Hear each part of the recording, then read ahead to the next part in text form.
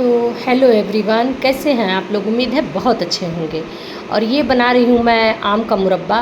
ये नाश्ता हमारा हो चुका है, दोपहर का समय है। आम का मुरब्बा मैंने कहा थोड़ा सा बना के रख देते हैं एक्स्ट्रा में, और सब्ज़ी इधर छौंक दिया है मैंने।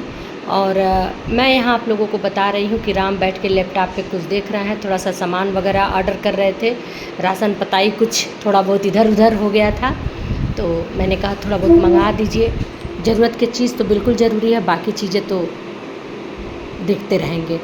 तो उन्होंने मंगा दिया और यहाँ फ्लिपकार्ट वाला लेके सामान आ गया। मैं कमरे में बैठी थी, वहीं से मैंने वीडियो बना दिया। ब्लॉगिंग करती हूँ तो भाई सब कुछ दिखाना ज़रूरी है, बार बार मैं ये कहती हूँ, मेरे शब्द हैं ये। फिर उधर काम करने के बाद 2-2:30 बजे से हम बहुत लेट लतीफ़ हमने और हमारी पड़ोसन ने, गुड़िया, हम दोनों मिलकर प्लान बनाए कि चलो सरोजनी मार्केट चलते हैं। मुझे भी कुछ लेना था, उसे भी लेना ही था, पर्स वगैरह। तो मैंने कहा चलो दोनों को लेना है तो थोड़ा बहुत देख लेंगे। उधर गए तो सुना तो था मैंने, और रील्स भी देखे थे कि सरोजनी मार्केट को तोड़ दिया गया। ये बात सही है, बिल्कुल सही है। मैं उस दिन कंफर्म हो गई। बार बार हम ट्रायल कर रहे थे कि सही में ये झूठ बात है कि अफवाह फैली हुई है। नहीं, ये बात सच थी। और सरोजनी मार्केट जैसे लग रहा था मातम छाया हुआ है। बिल्कुल सारी पटरी मार्केटें बंद हो चुकी थी। हाँ, शॉप खुले थे, जिस शॉप से हम मतलब सामान ले सकते हैं, जो हमारी ज़रूरत की चीज़ें थी वो सब लेना था, लेकिन सब मिल सकता था, लेकिन सब शॉप पे। पटरी मार्केट बंद था, बाहर का कोई भी रेड़ी, कोई पटरी नहीं चल रहा था वहाँ। तो हमने दुकान से ही, शॉप से ही अपना सब कुछ लिया। ये मैं सुबह का नाश्ता आप लोगों को, शाम को जब मैं आई तो बचा खुचा था, मैं खा रही थी तो दिखा रही थी। बहुत भूख लगी थी मुझे, हम जल्दी आ गए थे, बहुत मनहूसियत फैली हुई थी, अच्छा नहीं लग रहा था बिल्कुल। तो अगले दिन फिर वट सावित्री था। यहाँ मैं आप लोगों को अपना ब्लॉगिंग शुरू करके दिखा रही हूँ, और छोटे छोटे ब्लॉग बना पा रही थी क्योंकि अब न्यू घर में सेटलमेंट अभी हमारा हुआ नहीं है। तो थोड़ा बहुत मैं बना रही हूँ। मेरा ब्लॉगिंग आजकल आप लोगों को कम मिल रहा है, कम देखने को मिल रहा है। काफ़ी हद तक मेरी तबीयत भी ख़राब रही, और पूजा पाठ भी मैंने शॉर्टकट में किया था। और ये करने के बाद मैं आप लोगों को दिखाई। कुछ लोग कह रहे थे बहुत सिंपल थी, फिर भी मैं अपनी तरफ से बहुत तैयारियां की थी।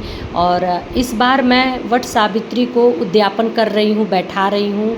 मेरे बस की बात नहीं है। त्यौहार मेरे लिए बहुत खूबसूरत होता है, लेकिन मैं कर नहीं पाती हूँ क्योंकि मुझे दिक्कत हो जाती है, कई तरह की दिक्कत हो जाती है। ये बताना बहुत मुश्किल है, लेकिन बहुत अच्छे से मैंने पूजा पाठ किया।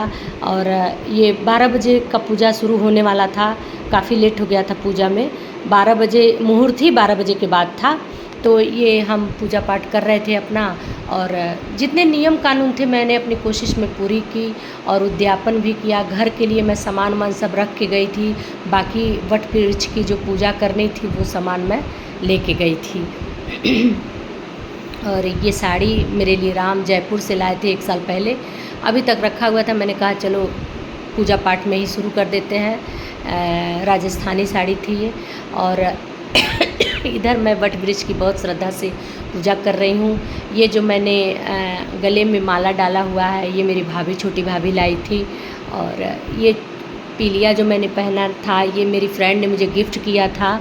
और यही सब बातें हैं। और बहुत सारे लोग थे, भीड़ ज़्यादा थी, पेड़ बहुत छोटा था, कम जगह में था, इसलिए उसी में उथल-पुथल मच रही थी। और मैं यहाँ आते आते लास्ट में, पूजा करते करते लास्ट में मेरे सब सामान से दीपक ढका हुआ था, देख नहीं पाई। जब मैं अपना सामान हटाने गई तो मेरा हाथ जल गया, और बड़ी मन को मनाते हुए अंदर से बहुत दुख हो रहा था, जलन बहुत ज़्यादा हो रही थी, गर्मी का मौसम था, इसलिए मैं जल्दी जल्दी पूजा करके घर भाग आई सामान रख के। देखिए यहाँ जलते हुए आप लोग देख सकते हैं। फिर शाम को आई तो इन लोगों के लिए लिट्टी और चोखा का प्रोग्राम था, सो बन गया। यही हमारा आज का ब्लॉग रहा। बहुत दिनों बाद मैं अपना ब्लॉग दे रही हूँ, तो थैंक यू फॉर वॉचिंग।